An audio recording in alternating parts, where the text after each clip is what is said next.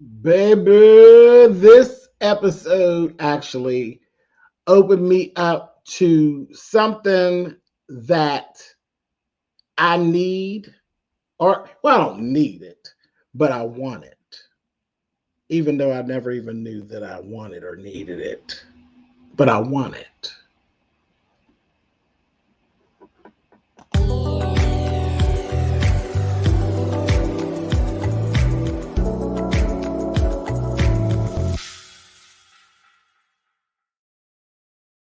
Hey guys, thanks so much for clicking on the video. This is my review for Real Housewives of Atlanta. This is season 15, episode 13. This was much better. Last episode was just kind of blah. But this episode, there was some little stuff in here. Some little stuff. We needed some little stuff. I said, okay, here we go. Some stuff. Some things that made me laugh, made me geeky a little bit.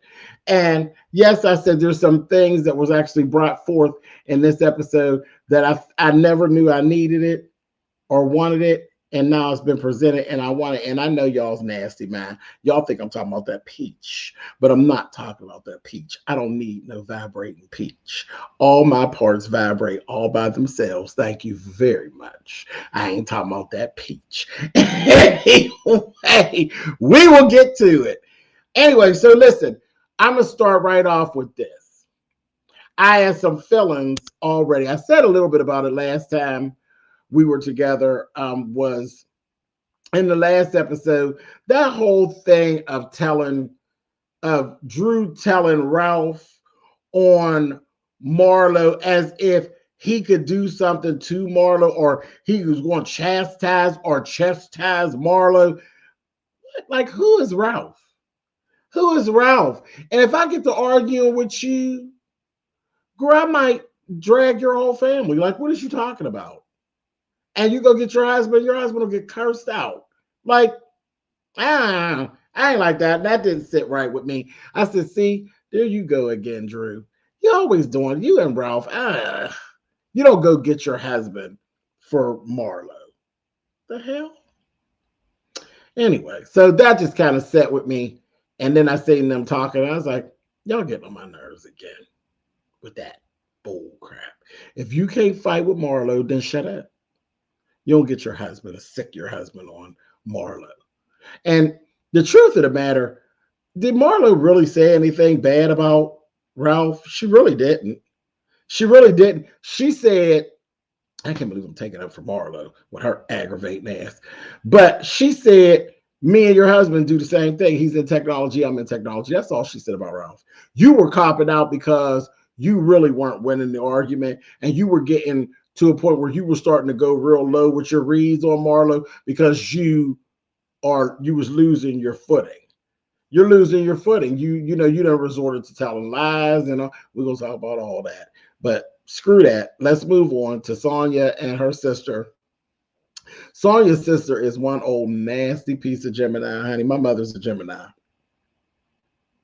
I see it all over her. My mother is either one way or the other way. There is no mid ground. She's not flip-floppy. She's not any of that. When my mother sets her foot down in it, that's where her foot stays planted firmly in it. And it's either one way or the other way. There is no gray area. She's either with it or she's not with it. She black or she white. Ain't no gray area, period. And I see that in Sonia's just old nasty piece of Gemini. Honey, Sonia sit over there with these tears, honey. Them tears did not move the sister in the least. She was so uninterested in, say, honey, save your tears for another sister. Save your tears for another day, honey. I don't give a shit about them tears you dropping. She is over Sonia and what she deems as the unfair treatment, and basically told her, girl, I told you to clean it up, honey. And you cleaned it up for a little minute and then you drop right back to it. So to hell with you. And girl, she hit her with the broom handle, honey. She's over it. She's over it. I said, oh, if that ain't my mother, honey. My mother don't believe in all them different chances and all that. My mother see you coming in the door, she be like, I'm that bitch is on some bullshit. And that's as far as she'll go. And at this age, my mother's, 73 at this point? My mother ain't. She see you at the. You don't even get to the front door. Miss Patty see you at the gate and be like, "Oh, some bullshit." She'll say it to me. She'll be like, "Chef, why are you even? The bitch is on bullshit." And it's like she be right. She be right. She be real short, real short. She ain't got no patience for it. No patience for all that. Them little friendships where there's okay. I seen you kind of moving. You move funny one time, you bound to get run over. She's not. She just don't have it to do. That's the biggest deal. Now we favor and we look alike, but we are completely not alike. Her patience is very, very, very, very slim, especially when it comes to other people. Very slim. She ain't got it to do. That's one of her traits. I wish I did have that because I do give people too much space to do their fuck shit. And then, my wrath is just a bit, you know.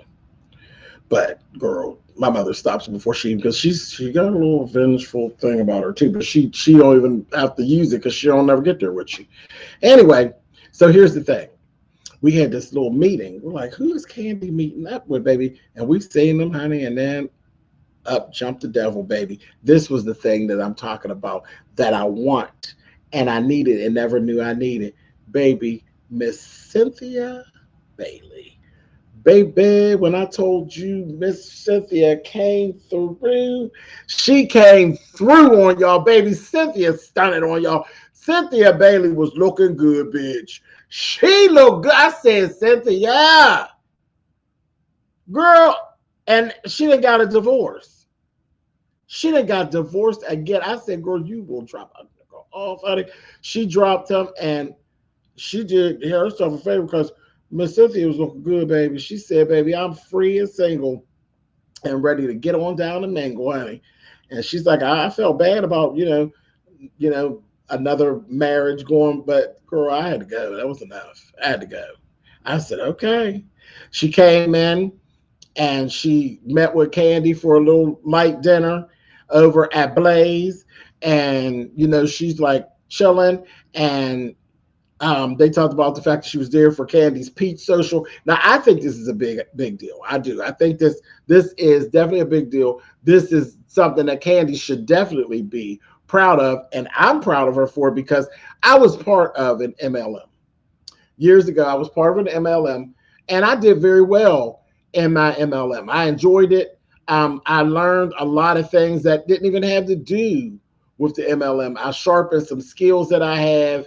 I literally opened up Pandora's box to some other skills that I possessed and wasn't using. And I got a lot.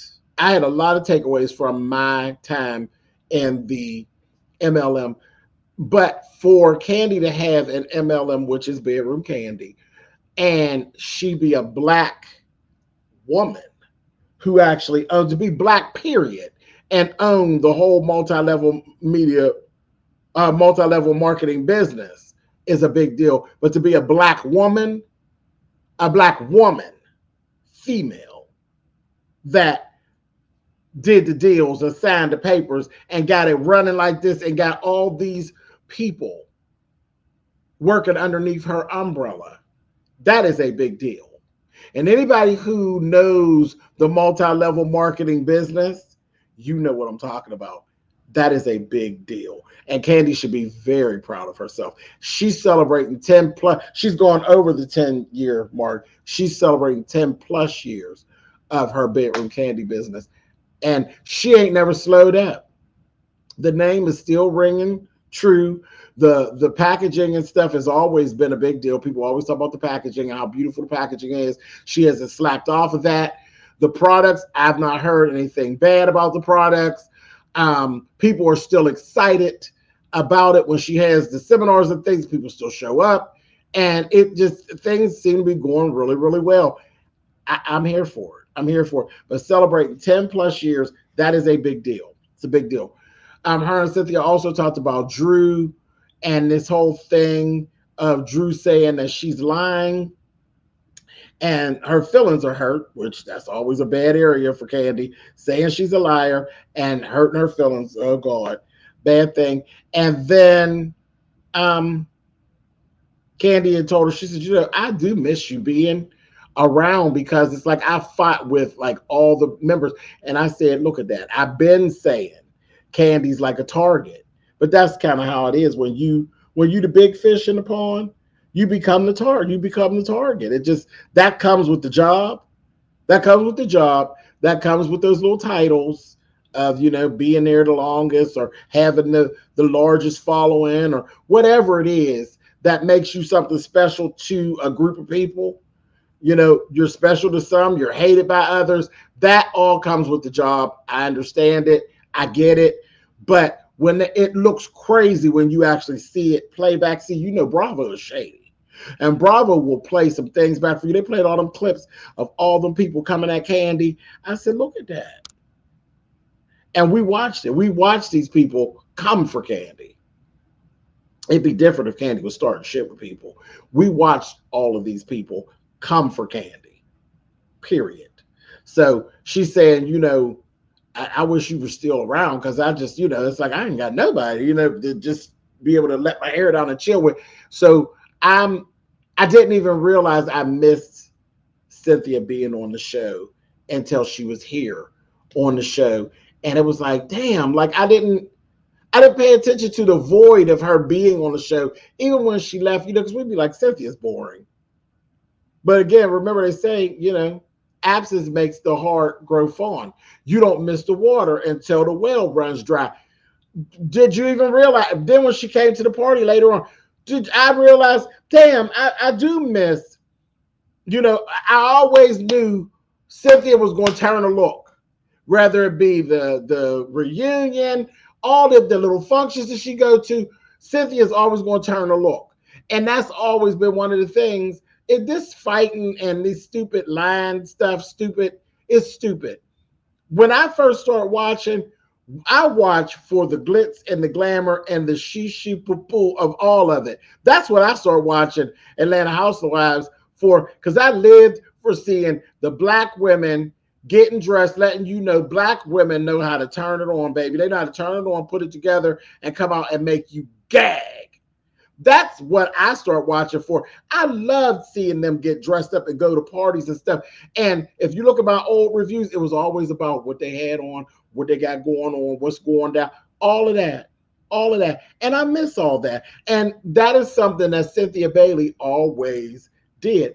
I remember doing my review when Cynthia got married the first time, and how we gagged so bad about Cynthia in this silver wedding gown. It was such a gag, and the gown was like, it was so avant-garde, and it was so sharp. And look here, 2023, Cynthia then had 2 marriages. Did not just do a wedding gown last month for a person that got married in silver. Cynthia did that years ago. Right on here, got married in silver and was clean, clean, clean, clean, clean. Whole big piece of my video was about it. She always turned to look. She always make you stop and look at her. You always stood in awe of how sharp Cynthia was. And I didn't realize I missed Cynthia the way I missed Cynthia being on the show until yesterday when I watched the show. Yes, I miss Cynthia Bailey being on the show, and I would be glad to have her back. I really, really would. I really would. And she's free to mango again. Come on, let's get some Cynthia back on here. And she ready to play. And she told Candy, listen, girl, oh, that's right. The whole little thing about casting Drew in the movie. And then she's like, well, girl, if you got any roles open, you know, Cynthia's always ready. I said, look, she's, you know, Cynthia, she got life back in her. She was fun when we watched her get married.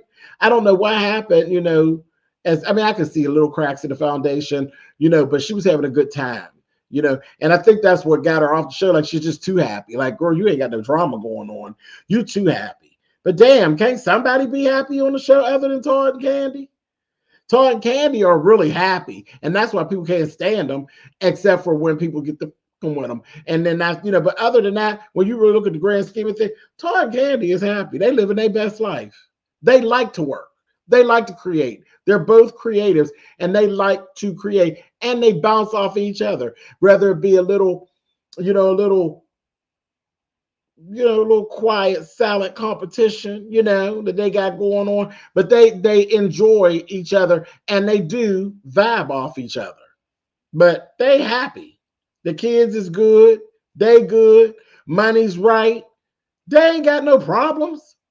They ain't got no problems. Their business stuff, their business woes, that's regular business. That's what it's called. Business. Business. Anyway, so that was that. Then we see Kenya and Brooklyn. Kenya and Brooklyn are babysitting baby Charay. That's Kenya's little cousin. Cute little baby. And we got to see Miss Brooklyn going through some different things. And I said, well, pay close attention, Kenya, because these are the things you're going to go with. See, Charay ain't been there but a minute, and you already got to deal with jealousy for the baby. We all have been through that. Anybody who has had little kids and raising them, I don't give a darn how you try to get around it. And I did. I thought I did some clever things to try to, to soften the blow of a new child. Because my kids, they were 3.5 years apart. So I tried to do some clever movement to make sure that the one wasn't jealous of the other. Oh, child, it's just going to happen. It's going to happen. There's going to be times when the one just don't want the other one. It just is, especially the one that got there first. It just is what it is. But get ready for all of that, Kenya. It's a lot. As a parent, that it seems like a little thing, but if you've ever gone through it, like actual sibling rivalry and stuff, and trying to explain to a child about how they're supposed to love their sibling and all of this stuff, it can be a lot. It can be a lot. So just get ready for that, because you see how quickly it turned, and then she flipped back to, oh, he's so pretty and he's so cute, but I'm cute, and all that. You're going to go through all that. But trust me, when you do it, you won't trade it for the world. That was actually my favorite time. My boys are they're teenagers and things at this point. But when they were small, I enjoyed them. When they were small and learning to walk and trying to get potty trained and didn't want to do it or didn't seem to understand it, or all of those things. When you look back, you'd be so frustrated sometimes. But when you look back on them, you're like, child, that was cute. They're so goddamn messy. You know what I mean? So take all them things. Get ready for it, Kenya. It's going to be a ride. And I think she's going to do it. And she's talking about it more and more. So I think we're going to be seeing that really, really soon. And you need to go ahead and get the ball rolling, or it's going to change your dynamic. As remember, like I said, my boy's 3.5 years apart. You're going to change the dynamic. The older Brooklyn gets, the dynamic will change. It will change. It really will. And that, because when it changes to a situation where Brooklyn is like the big sister, where like she raising the damn baby, like, child, get out of here. You know what I mean? That's a whole nother situation when you got a sibling that's so much older than the other sibling that you throwing them on them. Take them with you. Take all that old bullshit. Anyway, moving right along. So that was cute. Baby Charay is adorable. He really is. He's adorable. Drew and Ralph. Okay, here's the mess. My cousin. Did anybody ever notice? See, I told you there's something not right with this situation. Anybody notice how Ralph always refers to her as my cousin, like he's trying to convince us that she's his cousin? I don't believe you, sir. I don't believe you. I swear this sounds like some of that shit from back in the day where somebody lived across town. And see, this, when I was young, I wasn't dating. I didn't start actually dating until I was in my 20s. I was like slow jumping into the party with playing with the boys. But I've watched people get cheated on. And the hubby from across town. And then they'd be like, oh, it's my cousin. It's my cousin that live on the other side of town. Be no goddamn cousin. Be the ain't no cousin. And why do I get that vibe? I've always got it. Since we came in, I've gotten that vibe. I just don't believe you, Ralphie. I don't believe you. I don't believe that Courtney is your cousin. And I think you keep my cousin. You trying to convince us that she's your cousin. I'm not convinced. I'm not. Sorry. I'm not convinced. And then this whole thing with Drew now. Drew's like, I'm going to just call her Courtney. I'm not calling her cousin because now you didn't get where you ain't feeling so, with her. She done made friends in the friend group and she don't really have use for you. And all that shit's kind of falling apart. And Drew's like, I'm just going to call her Courtney. But that's, again, in real time, we know what it really is. All of that fell apart. You don't trust Courtney because you know Courtney got a whole bunch of Ralph's secrets stuffed up underneath her titties and all of this. And you and Ralph is just a mess. For real, for real. And we just didn't, when they were filming, we wasn't aware of all of it, but we know what's going on now in real time. It's a mess. Your life is a damn sham, honey, is what it is. Anyway, Marlo. What is this, Marlo? Now, you're worried about Scottley partying and all of this, and I see you pulling away from Scottley. So I think we're getting to the end of where we're really going to be messing with Scottley. And she's like, it seems to me like she's trying to distance herself from Scottley. I don't know why. But I don't know. I think that when it comes to Scottley, you started off where you actually think Scottley is sharp and you're attracted to Scottley. And it's not that. I think Marlo's used to that leverage, this kind of relationship where the male likes her more than she likes them. And she doesn't have that with Scottley. I think she knows somebody else will lap ride Scottley in a hot minute. In your face. In your face, sis. Will lap ride him. Whereas when you be dealing with old white men and different things like that, like they claim, and I don't know, allegedly, hey, that you be dating old white men and carrying on sugar daddies and things, girl, ain't nobody trying to bust down no door to try to lap ride them, honey. Not like that. They might try to get in at the money and things like that. But I mean, that's a different type of fight. A woman that really wants to take your man or another whore that wants to take your money source is a different type of fight. That's a different type of get down. I don't think you want to play the game of actually just being a woman who is holding on to her man and not accepting that there is competition out there. I don't think you like that. I don't think you like that dynamic. And I think that shows up as an insecurity. I think that might be a little insecurity that you have. And trust me, girl, I don't even know why you would have it because you sharp. You really are sharp, Marlo. Trust me. You play your cards right. Girl, if you play your cards right, everything's gonna be all right. You fine, girl. You ain't got body. They say you was a hoe, so I know you know how to lay it down, girl. If you put it down. You let me stop. Y'all not, but girl, I think you'll be fine in the race that it takes to hold on to your man. Honey, hold on to your man. Marlo, honey. But I think that you got some insecurities and you don't want to play that game. And it feels to me like you're trying to distance yourself from Scottley on the sly. Y'all tell me if y'all think I'm right or if you think I'm wrong. I'm going to be looking for it down there in them comments. What y'all think? What y'all think? Oh, Marlo. I think you more interested in sitting around trying to argue with Candy. Girl, Todd got Candy's puss, honey. Don't. Girl, fight for Scottley. Leave Candy alone. Moving right along. Charay and Candy sat down. Charay talks about having her boobs redone, and she's actually happy with them this time. That's good. That was good. I was glad to hear that. She's saying how they had gotten hard, they were hardening up, and she just was unhappy with them. She got them redone. She went to Candy's doctor or whatever, got them redone, and she was okay with that. Whoever went and did your face, hopefully the next time you go in and get your face worked on, you'll be happy with it, and we'll be happy with it because me on this last time around with the face, girl, not so much, honey. Moving right along, honey. Then Charay drops this whole thing where Drew done said she didn't care. She did, and she said it a couple times.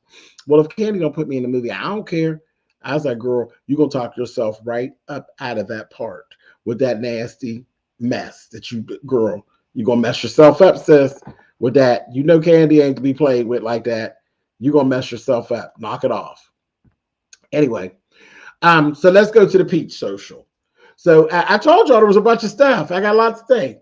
The Pete social, it was really nice, real cute. It was kind of, you know what? So it was just what it should be. It was a celebration. Really nice. The whole peach itself, the fuzzy peach, honey, the vibrating fuzzy peach, put it on your jaw while you suck it, and girl, make your whole jaw vibrate. Child, that candy is something else, honey. Anyway, holding on you while it hits you from the back.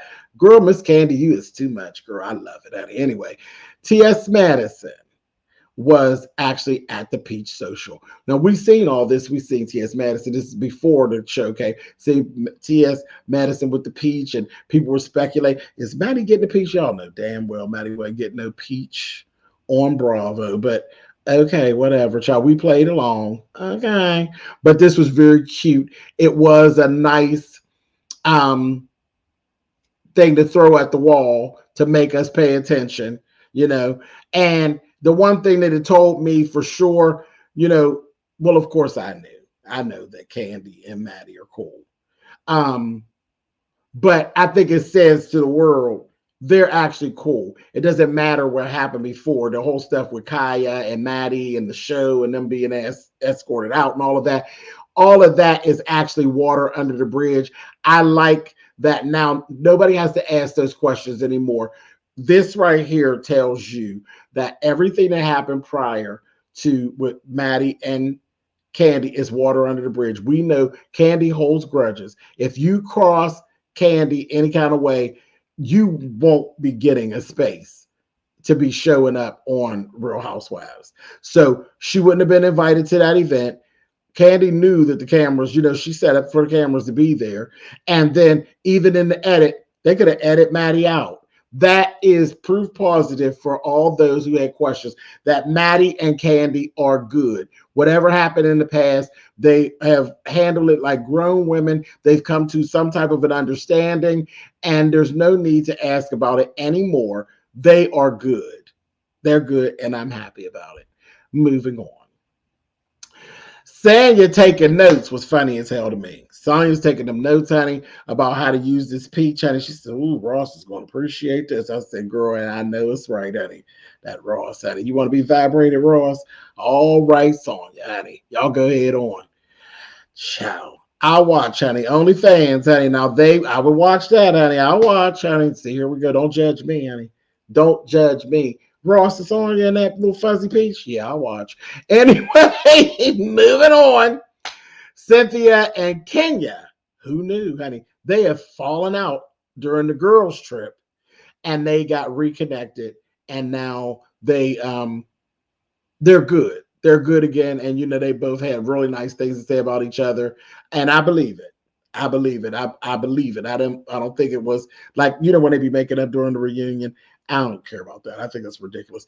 They weren't on camera. They seen each other, reconnected, told each other, this is what I got going on, this is what you got going on, and came back together as sisters. I believe the reconnection, and I'm glad to hear it. And I'm gonna say one more time, we need Cynthia back on the show. Yes, we do. Drew's dress was horrible. I kept looking at that dress and I said, I've seen that old dress from somewhere before, but she just looked like a piece of kabasi in that dress. It just didn't do anything for her. And then I said, this is why. Boom. And then shady ass Bravo Andy and the boys, honey, they'd have threw it up there. Kenya got the same exact dress, and Kenya had put a hurting on the dress. I mean, a whole nasty piece of hurting on the dress. So now that we got Drew coming through the door with the second go round, honey, it was giving bump, bump, and all. It was horrible. It did not look good on her at all. Didn't like it. Couldn't stand it. Yuck. Throw it away. Anyway, then we had this conversation with Marlo and Ralph. And Marlo wasn't playing in. Ralph, did you really think you was getting ready to son Marlo? She played you like an old goddamn record player. She's like, I'm not getting upset. I didn't say anything bad about you or at all. I don't have any problems with you. You know, I like you and everything like that. She would not give, like, that could have went a totally different way if she gave it some play. She wouldn't give him no play. I said, Marlo, now you learning. That's how you do it. You know, Ralph and Drew need camera time. Marlo cut the camera time right off. You not getting no camera time on me, brother. It's not happening. Baby, I'm sorry you feel like that. She gave him very much. You know what I gave, honey? You win. You got it. You ain't getting no camera time off me, bitch. I said, that's how you do it, Marlo. She shut Ralph right on down. And Ralph, he couldn't even get it going. I said, keep making faces, honey. You keep, but girl, we ain't interested. You just keep making faces. She shut your camera time right on down. Think of something else. Good job, Marlo. Moving on. So I really think that Drew blew it up, you know, camera time, trying to deflect, that they got having issues. You trying to build this united front. Ain't no front. Y'all don't get along. Man still don't like you, and y'all breaking up. Girl, shut up, honey. Moving on. Here come Latoya. Latoya, she looked nice. She come in. But here, I'd have threw Latoya's ass up out of there. I would have. I'd have escorted her right to the door that she slithered in through, honey. When she came to talk about, Candy, I'm upset with you. Girl, you honey. I would have threw her right out. I'd have slid her right out of the door like a slug, honey. Out of the same door she slithered in. Girl, I don't want to hear it, honey. I had wrote it in my notes, honey. Put her out. That's what I wrote in big letter. Put her out, honey. You don't come to my event. I'm not happy with you. Why are you here? You could have called me on the phone. You don't have to show up here at my place. You want me to embarrass you, bitch? You know, don't come playing with me. So here's the thing. They was making this whole episode about it. It ain't about it on this channel because that was all stupid. All of it. It was stupid. It was all a clusterfuck. You got Candy, then they went and got Marlo. Child, they had to go send Dawn Juan to go get Marlo. Dawn Juan comes to get Marlo. Marlo playing around. Dawn Juan came and yanked her up and said, let's go, honey. Let's go. Let's go. She trying to have a moment. He yanked her up, honey, and pulled her up there. They all up there. Marlo ends up, they're telling her, well, girl, well, this, that, thing, the other. Drew gonna sit up and say she edited the videos that she sent her. Just a bunch of, it was a clusterfuck is what it was. Candy was getting ready to get real irritated. Candy was like, listen, not at my event. Y'all not gonna destroy no event that I got going on. It ain't happening. And Candy said, we just gonna agree to disagree. Now, at another event, Candy, now I'm going to get you because at somebody else's event, you just showed your black ass. But you was like, y'all ain't ruining my goddamn event. Are you goddamn crazy? Not on my dollar. Candy says, shut it down, honey. Shut it down, honey. And it was a clusterfuck. It was all stupid. It really was.